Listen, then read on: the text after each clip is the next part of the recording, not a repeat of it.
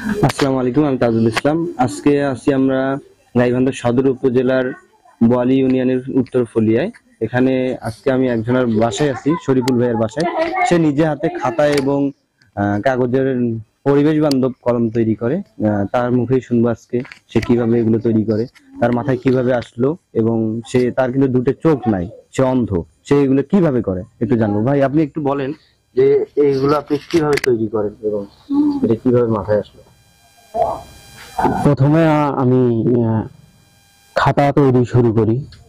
এরপরে কয়েক মাস পরে কলম তৈরি শুরু করি এবং বর্তমানে আমি খাতা এবং কলম দুটাই তৈরি করে আহ, লেখাপড়ার খরচ চালাচ্ছি।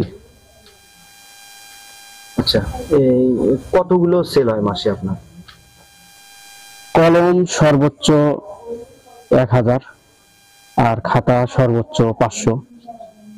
আচ্ছা, আপনার তো দুইটা চোখ নাই, এগুলো কিভাবে করেন, আপনি কিভাবে তৈরি করেন? এটা অনেক আগে থেকেই চেষ্টা করতে করতেই সম্ভব হয়েছে। আমি যখন খাতা বানানো শুরু করি তখন আমার অনেক পরিশ্রম করতে হয়েছে। আমি পিন লাগাইছি, পিন খুলছি, এইভাবে চেষ্টা করতে করতে আমি খাতা বানানো শিখছি। এরপরে আবার কলমও এইভাবে শিখছি।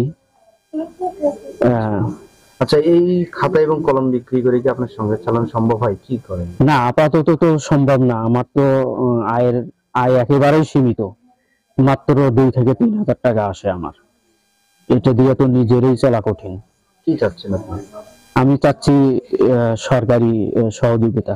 সরকার যদি আমাকে এককালীন আর্থিক সহযোগিতা দেয় তাহলে আমি আমার এই ব্যবসাটাকে সম্প্রসারণ করতে পারবো, বড় করতে পারবো। তখন আমার আয় বৃদ্ধি হবে, সেই আয় দিয়ে কিছুটা আর কি ভালোভাবে চলতে পারবো।